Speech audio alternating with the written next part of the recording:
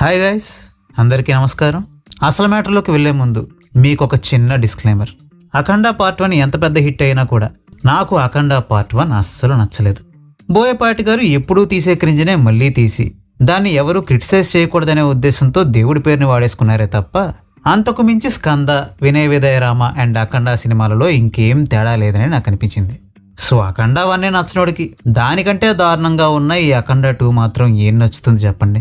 That ఇన్నాళ్ళు మన బాలయ్య ఎన్ని సినిమాలు తీసినా కూడా ఒక్క మగాడిని కొట్టేంత ట్రోల్ స్టఫ్ అయితే ఇంకేమీ ఇవ్వలేదనుకున్నా గానీ దాని బాబు లాంటి ట్రోల్ స్టఫ్ ఉన్న ఈ అఖండ 2 మూవీ వల్ల ఇన్నాళ్ళ నా ఎదురు చూపులకి కూడా తెరపడిపోయింది. కావున నేను చెప్పేది ఏంటంటే, నా వ్యూస్ కొంచెం బయాస్డ్గా ఉండొచ్చు, మీ వ్యూస్తో పోలిస్తే డిఫరెంట్గా కూడా ఉండొచ్చు కాబట్టి, అండ్ ఇది రివ్యూ వీడియో కాదు ర్యాంట్ వీడియో అని కూడా మెన్షన్ చేశాను కాబట్టి, మీకు ఈ అఖండ సినిమాటిక్ యూనివర్స్ మీద అమితమైన ప్రేమ కనుకుంటే ఈ వీడియోని ఇక్కడితోనే ఆపేసి హ్యాపీగా వెళ్ళి అఖండ తాండవాన్ని ఆస్వాదించండి. లేదు నేను ఫుల్ వీడియో చూస్తా, నీ ర్యాంట్ మొత్తం చూసి అఫెండ్ అయిపోతా అంటే అది మీ ఇష్టం, అలానే కానివ్వండి. ఇది రివ్యూ వీడియో కాదు కాబట్టి రికమెండేషన్లు, అనాలిసిస్లు, ప్లస్ పాయింట్స్, మైనస్ పాయింట్స్ లాంటివి ఏమీ వీడియోలో ఉండవు. వాళ్ళకి నచ్చింది వాళ్ళు తీశారు, సో నాకు తోచింది నేను వాగుతున్నాను అంతే. ఓకే, ఓపెన్ చేస్తే మురళీకృష్ణ అనంతపూర్కి ఎమ్మెల్యే అవుతాడు. అతని కూతురు జననీకి 220 ఐక్యూ ఉండడం వల్ల 17 ఏళ్లకే సైంటిస్ట్ అయిపోతుంది. జనరల్ చాంగ్ అనే చైనావాడు తన కొడుకు చావుకి రివెంజ్ తీర్చుకోవడం కోసం ఇండియాని నాశనం చేయాలనుకుంటాడు. కుంభమేళా టైంలో గంగా నదిలో వైరస్ని కలిపి బయోవార్ని సృష్టిస్తాడు. ఆ వైరస్కి వ్యాక్సిన్ని మన జననీ కనిపెట్టేయడంతో చైనాకి హెల్ప్ చేస్తున్న కరప్ట్ ఇండియన్ పొలిటీషియన్స్ జననీ వెంట పడతారు.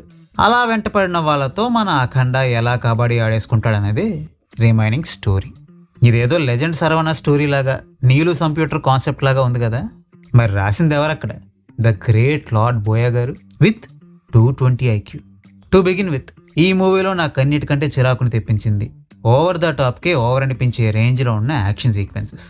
ఇప్పుడు మీలో కొంతమంది అనొచ్చు, అవెంజర్స్, సూపర్ మ్యాన్ లాంటి మూవీస్లో ఫైట్స్ కూడా అతిగానే ఉంటాయి కదా, అప్పుడు లేవని నోరు ఇప్పుడు ఎందుకు లేస్తుంది అని. ఒప్పుకుంటా, హీరోకి సూపర్ న్యాచురల్ పవర్స్ ఉన్నప్పుడు లాజిక్స్ని పెద్దగా వెతకూడదు. బట్ ఇక్కడ నాకున్న ఇష్యూ హీరోకి పవర్స్ ఉండడం కాదు, ఆ పవర్స్ని అన్ఇంటెన్షనల్లీ ఫన్నీగా చూపించిన విధానం. దేవుడు అనే ఎలిమెంట్ లేకుండా సూపర్ హీరో మూవీస్ని తీసే హాలీవుడ్ వాళ్ళే అంత గ్రాండ్యూర్గా మంచి మంచి విజువల్స్తో, VFXతో కూడిన యాక్షన్ సీక్వెన్సెస్ని డిజైన్ చేస్తుంటే, దేవుడు అనే ఎలిమెంట్ని వాడుకుంటూ తీసిన ఈ అఖండ తాండవంలో యాక్షన్ సీక్వెన్సెస్ ఇంకే రేంజ్లో ఉండాలి. సరే, హాలీవుడ్ మూవీస్ని మించిపోనక్కర్లేదు, అట్లీస్ట్ మన హనుమాన్ మూవీ రేంజ్లోనైనా యాక్షన్ సీక్వెన్సెస్ ఉండాలి. కానీ ఏదో కొబ్బరి మట్టకి సీక్వెల్ని తీస్తున్నట్టు ఆ ఫైట్స్ ఏంటి చెప్పండి? ఇది అన్ఇంటెన్షనల్లీ ఫన్నీగా కూడా కాదు, ఇంటెన్షనల్గానే ఫన్నీ జనరేట్ చేయాలని ప్లాన్ చేసినట్టుగా ఉంది. ప్రతి ఒక్కడి దగ్గర గన్ ఉంటుంది, కానీ ఒక్కడికి కూడా షూట్ చేయడం చేత కాదు.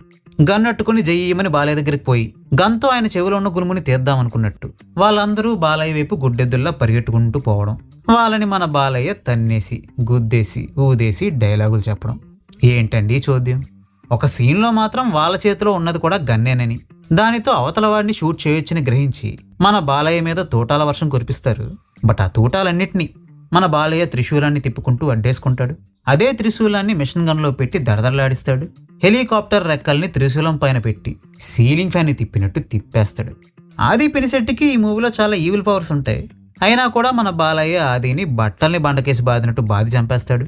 ఆఖరికి చైనీస్ ఆర్మీని సైతం మన బాలయ్య ఊచకోత కోసేస్తాడు. ఇదంతా చూస్తుంటే నాకు డౌట్ వచ్చింది, అసలు ఈ సినిమాలో బాలయ్యకున్న పవర్స్కి ఏమైనా లిమిటేషన్స్ ఉన్నాయా, ఆర్ అవి అన్లిమిటెడ్ పవర్సా? ఒకవేళ అన్లిమిటెడ్ పవర్సే ఉంటే ఈ కామెడీ ఫైట్స్ ఎందుకు చేయడం? థానోస్ లాంటి వాడు చిటికేస్తేనే సగం జనాభా మాయమైపోయినట్టు చూపించినప్పుడు అన్లిమిటెడ్ పవర్స్ ఉన్న మన బాలయ్య చిటికేస్తే జనాలు చావకుండా ఉంటారా? బోయా గారు, అసలు ఏంటండి మీ ఇంటెన్షన్? చూసేవాడికి బుర్ర ఉండదనే నమ్మకమా, లేదా తీసిన వాళ్ళకే బుర్ర లేదని నిరూపిద్దామని ప్రయత్నించారా? ఇక హీరోయిన్ విషయానికి వస్తే, ఈ మూవీలో సంయుక్త మీనన్ ఒక ఆర్మీ ఆఫీసర్. ఆయన వరల్డ్ నెంబర్ 1 హ్యాకర్కే ప్యాంట్లో కత్తి పెట్టి తిప్పించారు మన బోయ. అలాంటిది హీరోయిన్ ఆర్మీ ఆఫీసర్ అయినంత మాత్రాన ఇవ్వకుండా ఉంటాడా జాజికాయ? బట్ ఇక్కడ సాడ్ పార్ట్ ఏంటంటే, మురళీ క్యారెక్టర్ చేసిన బాలయ్యకి కూడా ఆ జాజికాయ సాంగ్, మల్టీలింగ్విస్టిక్ ఫైట్ తప్పితే ఇంకేమీ ఇవ్వలేదు. ఈ మాత్రం దానికి ప్రజ్ఞా జైస్వాల్తో పాటు ఆ క్యారెక్టర్కి కూడా ఒక దండం పెట్టేస్తే మాకు ఈ జాజికాయ గోల్ తప్పేదిగా. సరే పోనీ, అట్లీస్ట్ అఖండ బాలయ్య వల్లేనా ఒరిగిందంటూ ఏమైనా ఉందా అంటే అది లేదు. అయితే సమయం సందర్భం లేకుండా వచ్చి క్లాసులు బీకుతాడు, లేదా సెన్స్లెస్ కామెడీ ఫైట్లతో నవ్విస్తాడు మన Akhanda. Thanks to that stylist.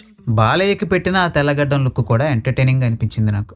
Daaku Maharaj cinema ఎలా ఉందో పక్కన పెడితే అట్లీస్ట్ టెక్నికల్ ఆస్పెక్ట్స్ పరంగానైనా ఆ సినిమాలో మెచ్చుకోదగ్గ విషయాలు కనబడతాయి, కానీ ఈ సినిమాలో మాత్రం నాకు టెక్నికల్ ఆస్పెక్ట్స్ పరంగా ఇది బాగుంది అని అనిపించిన విషయం ఒక్కటంటే ఒక్కటి కూడా కనబడలేదు.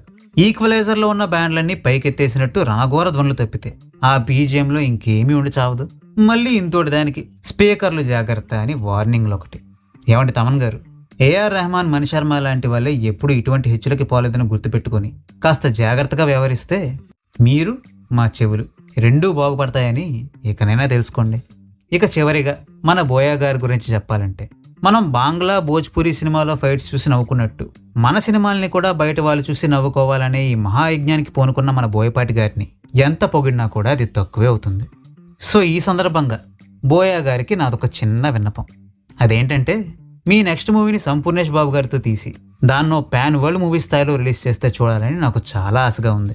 మీ విజన్కి, థాట్స్కి, 220 IQకి మీకు సంపు గారే కరెక్ట్ జోడీ కాబట్టి నా మాట విని దేశం, ధర్మం, చైనా, టిబెట్, వైరస్ లాంటి విషయాల్ని పక్కన పెట్టేసి మీరు ఆ కాంబో మీదనే దృష్టి పెట్టండి. ఆ అవుట్పుట్ ఏ రేంజ్లో ఉండాలంటే దెబ్బకి 1000 కోట్ల పోస్టర్ అలా పడిపోవాలంతే. అది మరి మన నెక్స్ట్ టార్గెట్.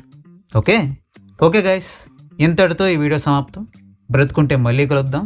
అంతవరకు సెలవు, నమస్కారం. Already caution Kia.